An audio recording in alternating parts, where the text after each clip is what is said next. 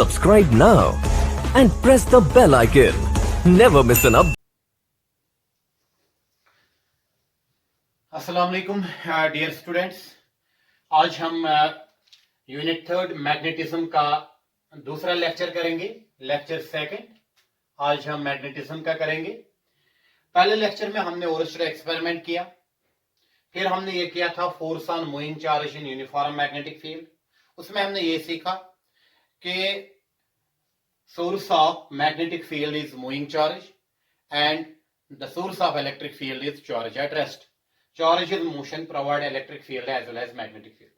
हमने ये किया था उस टाइम कि अगर हम एक चार्ज को मूव कराएंगे in uniform external magnetic field, अगर आपको याद है मैंने ये बताया था, मान लीजिए इस डायरेक्शन में एक्सटर्नल मैग्नेटिक फील्ड है बी और ये से एक्स डायरेक्शन है, this is Y direction and this is that direction.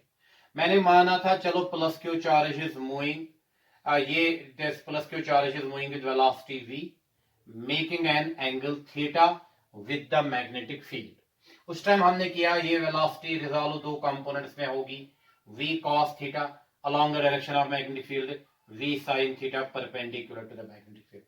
अगर चार्ज रेस्ट पे रखेंगे it will not produce magnetic field, तो इस पे फोर्स नहीं लगेगा। मैंने इसलिए बताया उस लेक्चर में कि इस चार्ज को हम मूव करेंगे, moving charge will produce magnetic field which will interact with the external magnetic field B. As a result, both the fields exert force on one another and we have to calculate force on moving charge. अगर आप बताएंगे वो force हमने किया था calculate, that force हमने बताया था Q V B sine theta, अगर आपको याद है इन वेक्टर फॉर्म वो आया था Q into V cross B. तो मैंने बताया the force on moving charge plus Q depends upon magnitude of charge, more the magnitude of moving charge more will be the force acting on it, more the velocity of moving charge more will be the force acting on it and उसमें हमने ये भी बताया था actually ये v sin theta आया था, more the component of velocity perpendicular to the field more is the force acting on the moving charge and more the magnitude of magnetic field more is the force on moving charge। हमने उस lecture में ये किया है this force, the direction of this force is perpendicular to plane containing v cross b, या direction of this force f is in the direction of v cross b।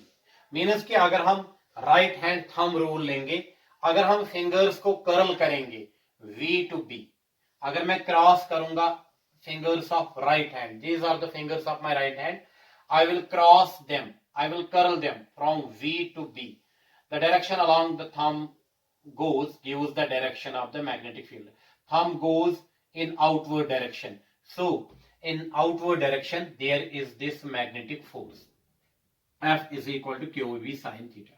हमने ये किया है उस लेक्चर में। फिर हमने ये किया था अगर थीटा 0 और 180, sine 0 is 0, sine 180 is 0, force acting on the moving charge is 0। मैंने उस लेक्चर में बताया अगर मूविंग चार्ज मूव होगा in the direction of field और opposite to the direction of field, net magnetic force acting on the moving charge is 0. And there is no magnetic force acting on the moving charge when moving charge is moving either along the direction of field or opposite to the field। Previous lecture में ही मैंने ये किया, मैं थोड़ा इसको revise कर रहा हूँ। फिर मैंने ये बताया था if theta is equal to 90 degree means की moving charge is moving perpendicular to the magnetic field. अगर magnetic field along X axis है, चलो charge is moving along Z axis, उस टाइम साइन ऑफ 90 मैंने आपको बताया साइन 90 इज 1, तो उस टाइम हमें एफ आया था कितना, अगर आप याद करोगे Q V B sine 91, that is F is equal to Q V B maximum force. तो याद रखना ये हमें न्यूमेरिकल आता है इस पे और ये हमें क्वेश्चन आता है, ये हमें नीट में भी क्वेश्चन आ सकता है, आपके बोर्ड एग्जाम में भी क्वेश्चन आ सकता है। When maximum force will act on the moving charge, the force acting on the moving charge will be maximum when moving charge is moving perpendicular to the direction of the magnetic field. ये हमने उस time सारा किया है। अब मैं आज आपको बताऊंगा इस पे पहले एक दो छोटे से न्यूमेरिकल, ताकि ये कॉन्सेप्ट आपको समझ आए। मैं आपको बताऊंगा, चलो हम मान लीजिए इस पे एक छोटी सी न्यूमेरिकल मैं बताऊंगा। मान लीजिए हमारे पास अल्फा पार्टिकल है, अल्फा पार्टिकल, एंड जिसका मास है 6.65 into 10⁻⁻27 kg। Say an alpha particle of mass 6.65 10⁻⁻26 kg is moving along z axis, and it is moving with velocity v 6 into 10⁻⁵ meter per second. Say and magnetic field B is along x-axis, it is strength is 0.2 Tesla. देखो मैं आपको क्या बता रहा हूं, मैं आपको इस पे सिंपल सी न्यूमेरिकल बता रहा हूं। मैं आपको बता रहा हूं, मान लीजिए हमारे पास एक अल्फा पार्टिकल है, अल्फा पार्टिकल एक चार्जड पार्टिकल है, that is moving with velocity v 6 into 10⁵ meter per second in a direction perpendicular to external magnetic field. मान लीजिए external magnetic field is along X axis, so the charged particle is moving along z axis with its velocity 6 into 10⁵ meter per second. Say magnitude of the magnetic field is 0.2 Tesla. Previous lecture में मैंने बताया कि unit of magnetic field is Tesla. जिसने वो lecture अभी नहीं देखा, पहले वो लेक्चर देखे फिर दूसरे लेक्चर पे आए। तो मैंने बताया अल्फा पार्टिकल का मास कितना है, 6.65 10⁻⁻27 kg। देखो अब आपको क्या निकालना है, you have to calculate force acting on the alpha particle and what is the acceleration with which the alpha particle is moving, या what is the acceleration produced in the alpha particle। दोबारा मैं बता रहा हूं आपको, मैं दे रहा हूं एक अल्फा पार्टिकल, वो चार्जड पार्टिकल है, पॉजिटिवली चार्जड पार्टिकल है, it is moving in a direction perpendicular to external magnetic field B, having magnitude 0.2 Tesla with a velocity of 6 into 10⁵ meter per second. You have to calculate the force acting on the alpha particle as well as you have to calculate the acceleration of the alpha particle. देखो बेटा, मैं आपको पहले simple ही बता रहा हूं, force on the alpha particle will be, अभी मैंने किया F is equal to QVB sin theta. Since alpha particle is moving perpendicular to the direction of magnetic field, so theta is 90. That will be QVB sin of 90. Sin 90 आपको पता है, that is 1 QVB because sin 90 is 1. देखो आपको क्या करना है, force acting on the alpha particle is now equal to, now the force acting on the alpha particle is F is equal to QVB. देखो हमें क्या चाहिए, अब V तो हमें गिवन है, that is 6 into 10⁵ meter per second. B का magnitude भी है 0.2 टेस्ला। हमें क्यों चाहिए, अल्फा पार्टिकल का चार्ज चाहिए, ये आपको पता होना चाहिए अल्फा पार्टिकल का कितना चार्ज है। अगर आप देखोगे अल्फा पार्टिकल होता है equivalent to helium nucleus He24, यानी इसमें मास नंबर होता है 4, ये होता है यहाँ पे mass number, number of protons plus number of neutrons present inside the nucleus of an alpha particle, inside the nucleus या इनसाइड हीलियम न्यूक्लियस। 4 मैं बताऊंगा, इसमें मास नंबर है 4 एंड ये देता है एटॉमिक नंबर, यानी नंबर ऑफ, ये दे रहा है हमें 2 atomic number, number of protons inside the alpha particle, यानी अल्फा पार्टिकल में कितने प्रोटॉन है, अब कितने हैं 2, तो अकॉर्डिंग टू क्वांटाइजेशन रूल ये होता है न्यूट्रॉन्स, ये जो न्यूट्रॉन्स होते हैं मास नंबर जो होता है यहाँ पे 4, तो so alpha unit has 4 units of mass but only 2 units of charge, because यहाँ पे 2 प्रोटॉन्स है 2 न्यूट्रॉन्स है, 2 प्रोटॉन्स का पॉजिटिव चार्ज है और 2 न्यूट्रॉन न्यूट्रल है, तो according to quantization rule charge is equal to n into E। अब n कितना है, n है 2, क्योंकि अल्फा पार्टिकल में 2 प्रोटॉन्स है, into charge on 1 proton 1.6 10⁻⁻19 coulomb. वो देखो बेटा कितना आएगा, 2 into 6 that is 12, 2 1s are 2 that is 3.2 10⁻⁻19 coulomb. देखो अब हमें चार्ज भी आ गया, अब चार्ज कितना है अल्फा पार्टिकल का 3.2 10 पावर माइनस 19 कूलम। अब इजिली फोर्स आएगा, force on alpha particle is 3.2 into 10 power minus 19 into velocity 6 into 10 power 5 into 0.2। अब देखो ये कितना होगा 3.2 इंटू 6 इंटू 0.2, यहां पे बेस सेम पावर है 10 पावर माइनस 19 प्लस 5 न्यूटन। अगर आप ये देखोगे ये कितना आएगा, दैट इज ये इसका मल्टीपल करके 3.84 इंटू 10 पावर माइनस 14 न्यूटन। तो इतना फोर्स लगेगा अल्फा पार्टिकल पे। आप देखो अल्फा पार्टिकल के पे कितना फोर्स लगेगा 3.84 इंटू 10 पावर माइनस 14 न्यूटन, इतना फोर्स लगेगा अल्फा पार्टिकल पे। अब हमें एक्सेलरेशन ऑफ अल्फा पार्टिकल निकालना है, तो एक्सेलरेशन आएगा हमें Newton second law of motion पता है।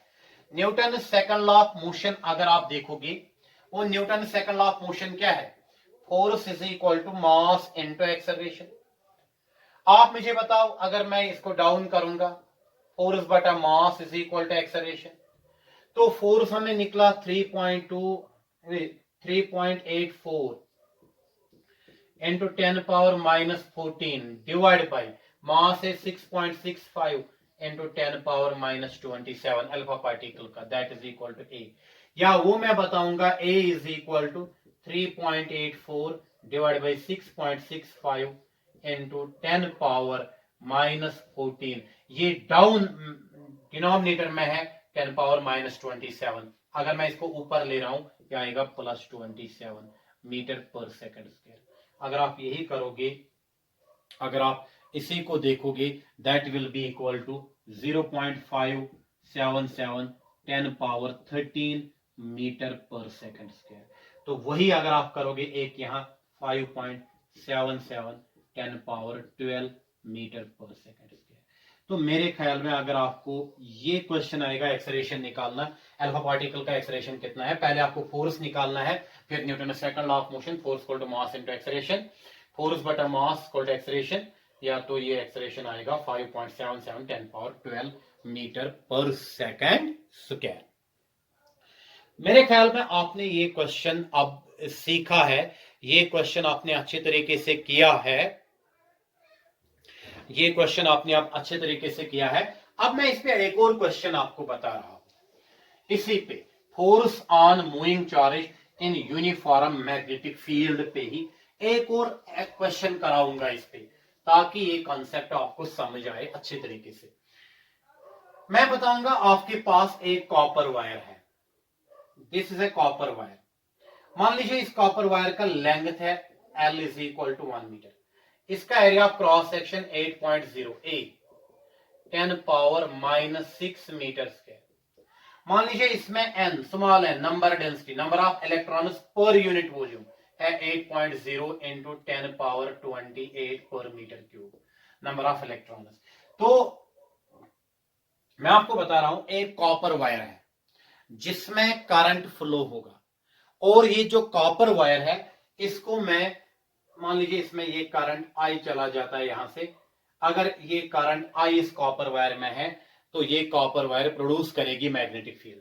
मान लीजिए मैं ये कॉपर वायर जो है, this copper wire is placed in external magnetic field B and the external magnetic field is perpendicular to the axis of the copper wire. देखो मैं क्या बता रहा हूं, एक कॉपर वायर उठा रहा हूं जिसका लेंथ है 1 मीटर, ये मैं उठा रहा हूं, जिसका एरिया ऑफ क्रॉस सेक्शन है 8.0 into 10 power minus 6 metre square, जहां पे करंट आई फ्लो होता है, जिसमें number density of electron, number of electron in unit volume है 8.0 into 10 power 28 per metre cube, और जिसमें मैग्नेटिक फील्ड अपवर्ड डायरेक्शन में है।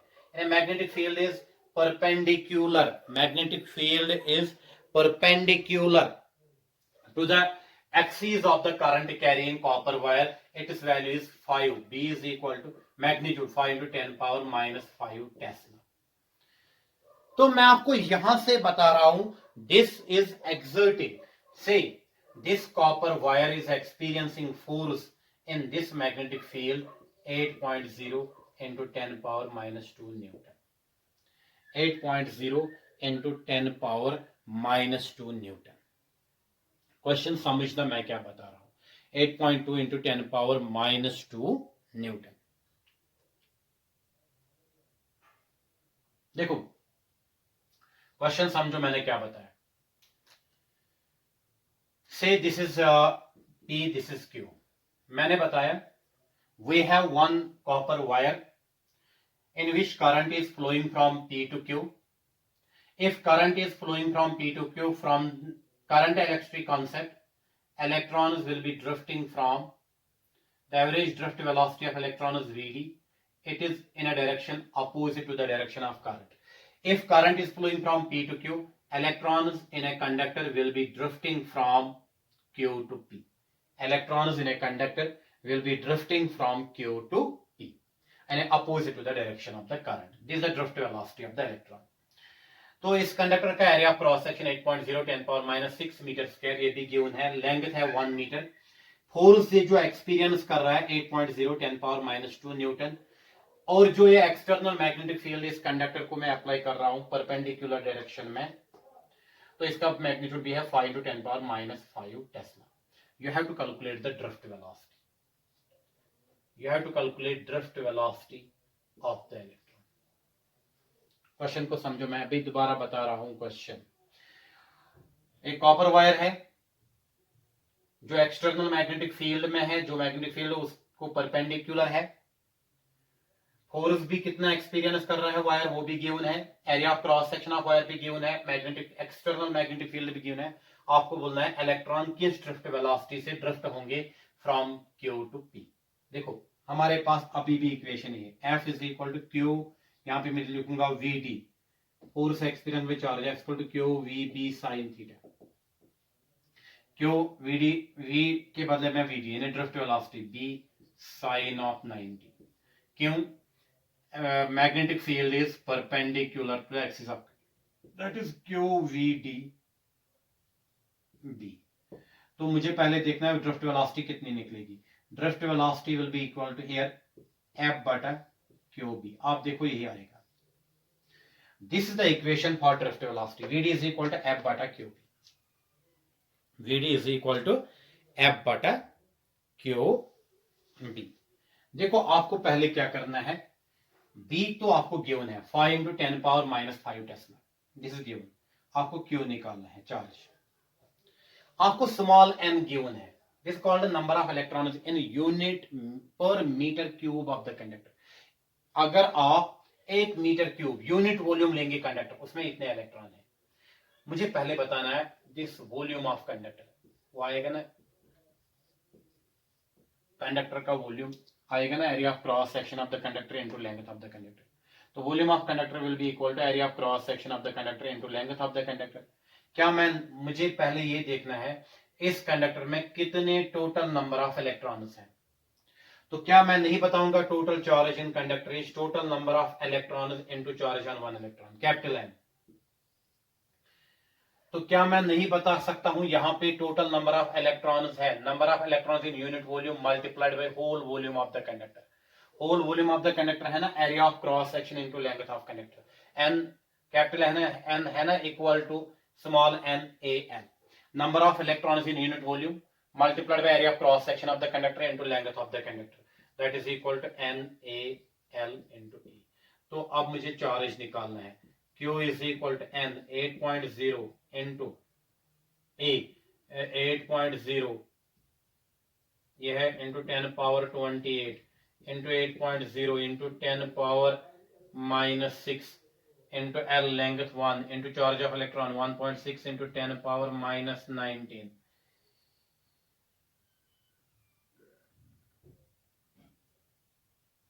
कूलम। तो इसको अगर आप सिंपलीफाई करोगे 1.024 इंटू 10 पावर 5 कूलम, ये इसका चार्ज आएगा। तो आप दे दो इस इक्वेशन में, दे दो, देखो अब क्या आएगा। Vd is equal to force है 8.0 into 10 power -2 divide by charge तो आ गया 1.024 इंटू 10 पावर 5। मैग्नेटिक फील्ड भी है यहाँ पे 5 इंटू 10⁻⁻5 टेस्ला, यह आएगा मीटर पर सेकंड। इसको आप सिंपलीफाई कर लो, ये आपको आएगा सिंपलीफाई करना, तो एंड पे आपको ये आएगा रिजल्ट 1.7 इंटू 10⁻⁻4 मीटर पर सेकंड, यह आएगी ड्रिफ्ट वेलोसिटी। आई होप कि यहाँ पे ये सिंपलीफाई करना आपको आएगा, इसमें मैं ज्यादा टाइम वेस्ट नहीं कर रहा हूं। देखो ये मैंने किया था force on moving charge in external magnetic field. अब जो मुझे वेरी इंपॉर्टेंट क्वेश्चन कराना है आपको, force on current carrying conductor placed in external uniform magnetic field। Question है आपको very important question, board examination point of view as well as for NEET और JW point of view, इस पे numerical आते हैं। It's very very important question. देखो हमने अभी तक ये किया कि अगर हमारे पास एक चार्ज है Q, अगर ये मूव करेगा, ये प्रोड्यूस करेगा मैग्नेटिक फील्ड। अगर इस मूविंग चार्ज को मूव कराएंगे एक्सटर्नल मैग्नेटिक फील्ड में, इसका magnetic field external magnetic field से इंटरेक्शन करेगा, एज अ रिजल्ट इस पे फोर्स लगेगा, और वो हमने किया F is equal to QV cross B, अगर वेक्टर में लेंगे। अगर हमारे पास अब एक कंडक्टर है, मान लीजिए ये कंडक्टर है, इस कंडक्टर में क्या है, करंट है इस डायरेक्शन में, से current is in direction P to Q। अगर इस कंडक्टर में करंट किस डायरेक्शन में है, P टू Q, इलेक्ट्रॉन्स का motion opposite to the direction of the current होगा। The average drift velocity of electrons will be in the direction of Q to P। Average drift velocity of electrons will be Q to P। If current is from P to Q, drift velocity is opposite to this. So there is motion of electrons. Inside a conductor, in a conductor, there is current due to motion of free electrons in a conductor. Free electrons are charged particles. If electrons are in motion, they will produce magnetic field. And if now this conductor is placed in external magnetic field, this current carrying conductor will interact with the external magnetic field, as a result इस current carrying conductor पे force लगेगा। मान लीजिए current carrying conductor का एक electron लेंगे हम, current carrying conductor के एक इलेक्ट्रॉन पे फोर्स लगेगा -eV क्रॉस B, या चलो मैं यहां पे VD रखूंगा, VD is drift velocity of electron. चलो मैं लिखूंगा force is equal to Q into VD cross B। तो अगर एक इलेक्ट्रॉन पे फोर्स लगेगा F is equal to -E VD cross B, ये एक इलेक्ट्रॉन पे फोर्स लगेगा। तो इस कंडक्टर में कितने इलेक्ट्रॉन है, बहुत सारे इलेक्ट्रॉन है। तो मुझे क्या करना है, अगर मुझे इस पे फोर्स निकालना है, मैं बताऊंगा each electron in this conductor experience force in external magnetic field given as F is equal to -E VD cross B। Now this force is transmitted to the conductor, as a result conductor will experience force, and in conductor there are large number of free electrons, so there is more force exerted on this the current carrying conductor placed in external magnetic field। अब मैं वही force निकालूंगा। चलो देखो मैं बताऊंगा हम वो कैसे निकालेंगे। अब हमने ये देखा whenever the charge is in motion it produces magnetic field। Inside current carrying conductor there is motion of free electrons. Each free electron is a charged particle. Each free electron will produce the magnetic field, and the magnetic field of each free electron will interact with the external magnetic field. As a result, each electron will experience force, and these forces are add up and we get total force on current carrying conductor। So in short हमें ये देखना है एक electron पे कितना force है, हम निकालेंगे फिर total number of electrons in current carrying conductor, हमें निकलेगा total force on current carrying conductor. अब मैं ये क्वेश्चन सिंप्लीफाई करने के लिए, एक सिंपल बनाने के लिए एक कोऑर्डिनेट एक्सिस ले रहा हूं। एक्स से, चलो this is Y and this is Z axis. Say this is the origin where the three axes meet. Let us take a conductor whose axis is parallel to x axis. यानी मैंने बताया let the conductor is placed along x axis. चलो इस conductor में current pass होता है I. I is the current passing through this conductor in the direction P to Q. In the direction P to Q. देखो electron कहां drift होंगे, the average drift velocity of free electrons की direction में होंगे Q to P, क्योंकि electrons drift होते हैं in a direction opposite to the direction of the current. मान लीजिए magnetic field is neither along y axis nor along z axis. Magnetic field is not perpendicular to the x axis. मैं general angle लूंगा, मैं बताऊंगा चलो magnetic field is in xz plane and the magnetic field makes an angle theta with the axis of conductor. मैं बताऊंगा let magnetic field makes an angle theta with the axis of conductor. This is the magnetic field, external magnetic field. This external magnetic field is uniform and it is because of some source. Say मैं यहां पे बता रहा हूं, there are two strong pole pieces, north and south. इस direction में यहां पे between these two poles there is a magnetic field represented by equidistant parallel straight lines. If magnetic field is represented by equidistant parallel straight lines, we say that magnetic field is uniform. Means magnetic field is constant. It has same strength at each and every point. मैंने क्या किया, एक conductor लिया, मैंने conductor का axis लिया along X axis और conductor का एक्सिस बना रहा है मैग्नेटिक फील्ड के साथ कितना angle theta.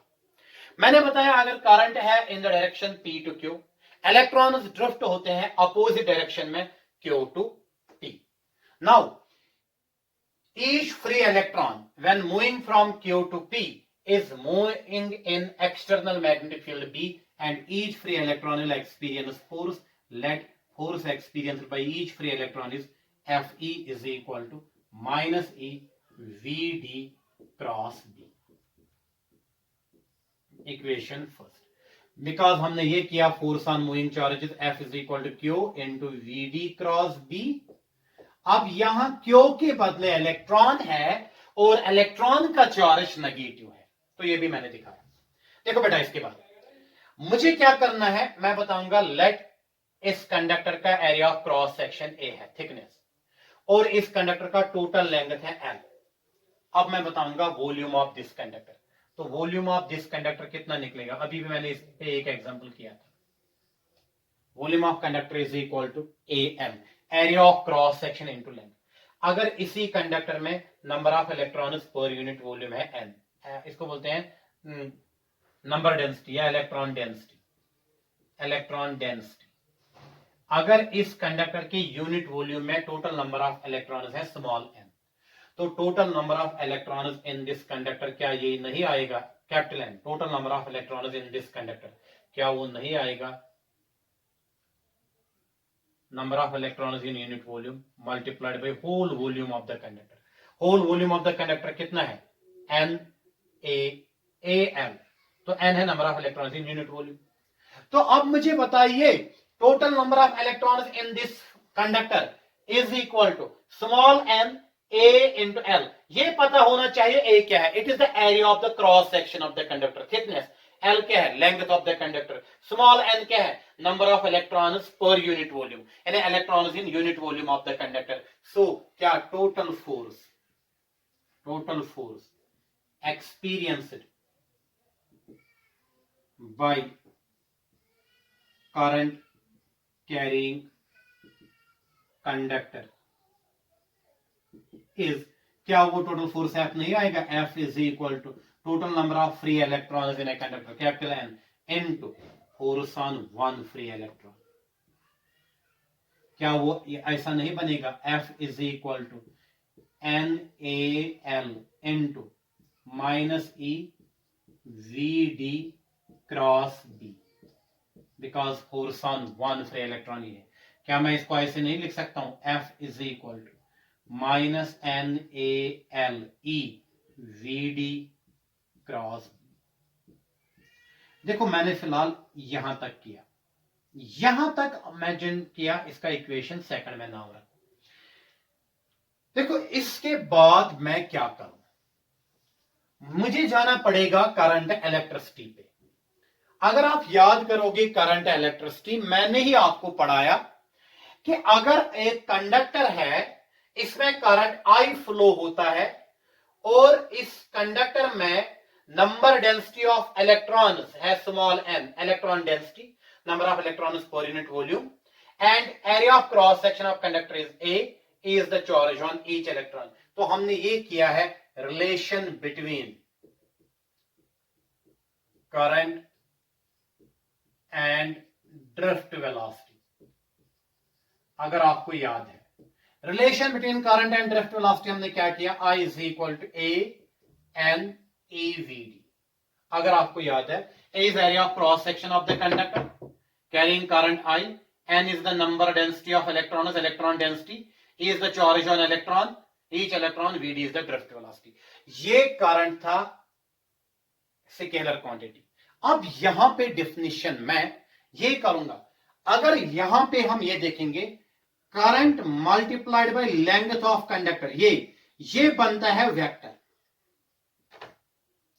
whose magnitude is equal to magnitude of current multiplied by length of the conductor, जिसका मैग्नीट्यूड होगा IL, current multiplied by length of the conductor.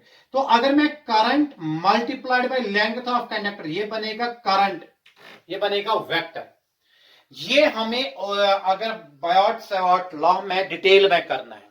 अगर हमारे पास यहां मैंने एक स्ट्रेट कंडक्टर लिया जिसका लेंथ L है, तो मैंने लिया I इंटू L, ये बनेगा एक करंट एलिमेंट वेक्टर, ये बनेगा एक वेक्टर जिसका मैग्नीट्यूड है I multiplied by L।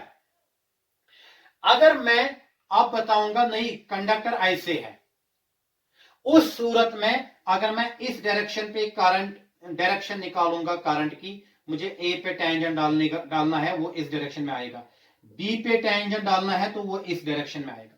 Means there is change in direction. उस सूरत में हम इस कंडक्टर को स्मॉल पार्ट्स में डिवाइड करते हैं, छोटे छोटे पार्ट्स में, से each length element is DL।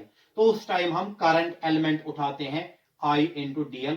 वो करंट एलिमेंट हमेशा वेक्टर होता है। अगर यहां पे करंट एलिमेंट का डायरेक्शन देखना है, पॉइंट A पे टेंजेंट डालो, जिस डायरेक्शन में टेंजेंट जाएगा वही करंट एलिमेंट की डायरेक्शन है। अगर B पे आपको देखना है direction of the current element, आपको B पे टेंजेंट डालना है I into DL, that will be the direction of the current element.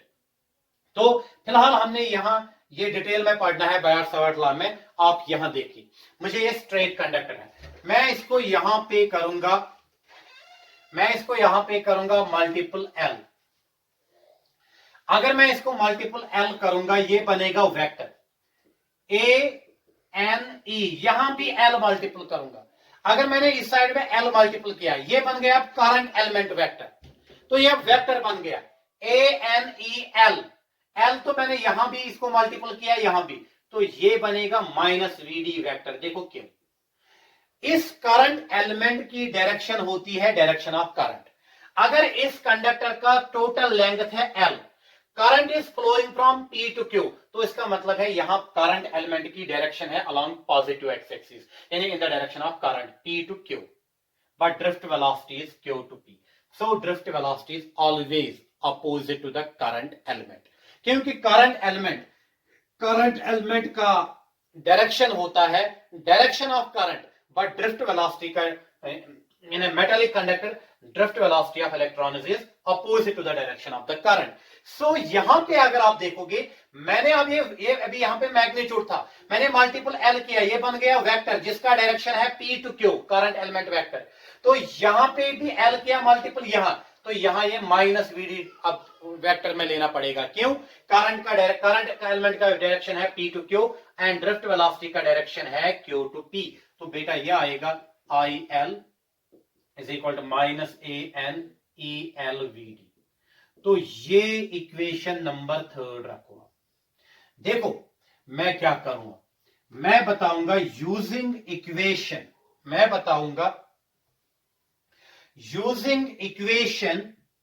यहां देखो थर्ड इन इक्वेशन सेकंड, देखो यहां पे क्या है, माइनस ANALEVD, ये वाला पोर्शन, ये किसके बराबर है, IL। मैं बताऊंगा यहां पे using equation third in equation second we get, देखो हमें मिलेगा क्या, F is equal to IL cross B, because minus ANELVD, ये अब वेक्टर है यहां पे इक्वेशन थर्ड में। अब देखो इक्वेशन सेकंड में माइनस ANLEVD, जो ये टर्म्स है यहाँ पे A भी है, N भी है, E भी है, L है, VD, यहां भी N भी है, A है, L है, E है, VD, तो ये है IM। This is the required expression for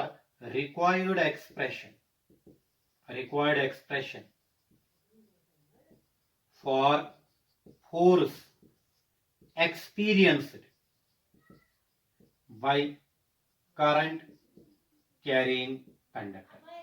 ये है वेक्टर। अब यहां पे देखो direction of this force will be again perpendicular to the plane containing IL cross B, या direction of this force is the direction of IL cross B is given by Fleming's left hand rule. एक special case के लिए use होता है, वो मैं बताऊंगा। फिलहाल मैं राइट हैंड थंब रूल ही यूज करूंगा।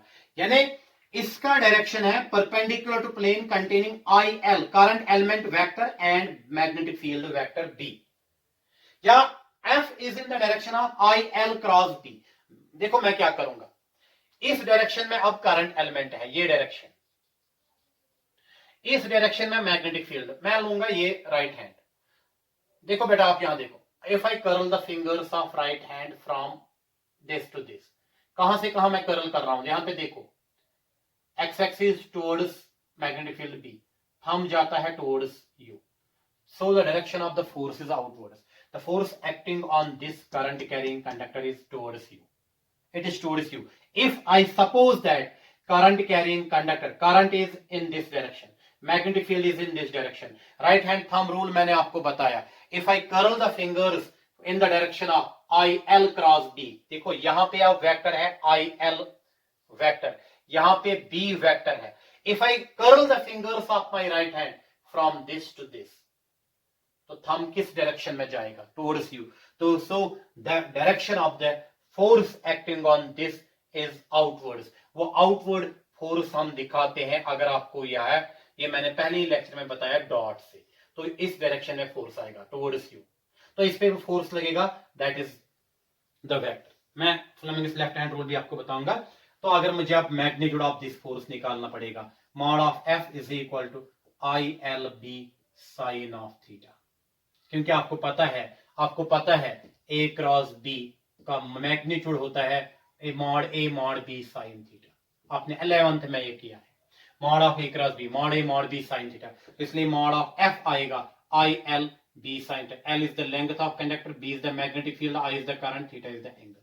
देखो अब मैं स्पेशल केसेस बता रहा हूं, स्पेशल केसेस।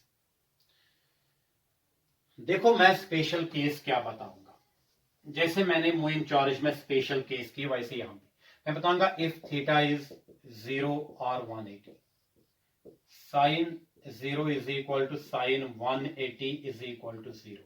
आप देखो फोर्स कितना लगेगा करंट कैरिंग कंडक्टर पे, 0 लगेगा, क्योंकि ILB into 0 that is equal to 0, ILB into 0 that is equal to 0। Means अगर मैं ये करंट कैरिंग कंडक्टर, इस डायरेक्शन में मैग्नेटिक फील्ड है, इस करंट कैरिंग कंडक्टर को मैं लूंगा in the direction of magnetic field, यानी मान लीजिए ये देगा डायरेक्शन ऑफ करंट, ये टिप मैं इस डायरेक्शन में ले रहा हूं करंट कैरिंग कंडक्टर, या इस डायरेक्शन में, means if I place current axis of current carrying conductor along the direction of magnetic field or opposite to the direction of magnetic field, either इस डायरेक्शन और इस डायरेक्शन, तो force experienced by current carrying conductor is zero in minimum, it will not experience any force. ये आपको जैसे मैंने बताया charge पे, if charge is moving either in the direction of field और in a direction opposite to the field, net force on the moving charge is zero. Current carrying conductor में moving electron है, तो अगर electron move करेंगे इन the direction of magnetic field और opposite to the magnetic field, net force उन पे zero है। If theta is 90 degree, ये वाला देखो ज्यादा अच्छा है। अगर theta 90, sine 90 is equal to 1, आप देखो यहां पे फोर्स कितना है, ILB sine of 90, that is IL maximum. तो ये क्वेश्चन आता है एग्जाम में, अगले वीडियो में मैं इस पे न्यूमेरिकल्स आपको दिखाऊंगा। तो total force if current carrying conductor means, अगर ये है current carrying conductor along X axis, मैं मैग्नेटिक फील्ड दूंगा इस डायरेक्शन में अलोंग जेड एक्सिस। अगर इस डायरेक्शन में मैग्नेटिक फील्ड है, if magnetic field is perpendicular to current carrying conductor, force acting on the current carrying conductor is maximum, ILB। और इस स्पेशल केस में हम Fleming's left hand rule use करते हैं, और ये याद रखना फ्लेमिंग्स लेफ्ट हैंड रूल हमें दे रहा है डायरेक्शन ऑफ द फोर्स। देखो वो क्या दे रहा है, फ्लेमिंग्स लेफ्ट हैंड रूल ये है, मैंने लिया ये है डायरेक्शन ऑफ द, ये मैंने लिया कंडक्टर और मैंने अपवर्ड लिया magnetic field. If magnetic field is perpendicular to the conductor, अगर ये कंडक्टर है magnetic field is perpendicular to the conductor, if magnetic field is perpendicular to conductor, if magnetic field is perpendicular to the conductor, देखो आपको क्या करना है, this is Fleming's left hand rule, जिसको बोलते हैं फोर फिंगर, इसको बोलते हैं मिडल फिंगर, इसको बोलते हैं थंब। देखो आपको क्या करना है, you have to stretch forefinger, middle finger and thumb of your right hand in such a way so that they are mutually perpendicular to each other। देखो angle between middle finger and forefinger 90, angle between middle finger and thumb 90, angle between forefinger and this 90। देखो अब इसमें क्या करना है, याद रखना पूरा। अगर usually Fleming's left hand rule for motion of positive charge के लिए है, याद रखना। मैं बताऊंगा इफ देखो forefinger, fore means F, F से F means field, middle finger M, M means motion, या मैं करंट बताऊंगा यहां पे, या motion of charge, and this thumb gives the force. मैं बताऊंगा if I consider magnetic field along forefinger इस डायरेक्शन में अपवर्ड, जैसे मैंने इस डायरेक्शन में लिया, and current carrying conductor, current is in this direction, then force will be in this direction, force will be inwards and towards me, force is, but this is for positive charge। if magnetic field is in upward direction, force is in this direction, magnetic field is in upward direction, this is the direction of current, thumb will give direction of force, but for positive charge, so for motion of positive charge, force is in this direction towards me, but in conductor there is motion of negative charge electron, so it will be opposite to the thumb, it will be towards you। देखो force of current carrying conductor, it is outwards, we can also denote it as dot। इस special case में हम Fleming's left hand rule लेते हैं। Fleming's left hand rule अब क्या बता रहा है, stretch four finger, middle finger and thumb of your right hand in such a way such that they are mutually perpendicular to each other। if forefinger gives the direction of the magnetic field, middle finger gives the direction of the current, thumb will give the direction of the force। for positive charge the force is towards me, for negative charge it will be opposite to the thumb in this direction, in conductor there is negative charge, so this is the total force acting। so maximum force acting on current carrying conductor is when magnetic field is perpendicular। अगर मैं बताऊंगा if theta is 3 pi by 2 यानी 270, तब sign of 3 pi by 2 आता है -1, उस सूरत में फोर्स आएगा ILB माइनस ILB। तो उस सूरत में अगर ये डायरेक्शन इस है मैग्नेटिक फील्ड, ये है करंट, तो उस टाइम फोर्स यहां आएगा क्योंकि -ILB। Thank you, and next lecture में आपको इस पे न्यूमेरिकल होंगे और एक और टॉपिक आएगा। Thank you.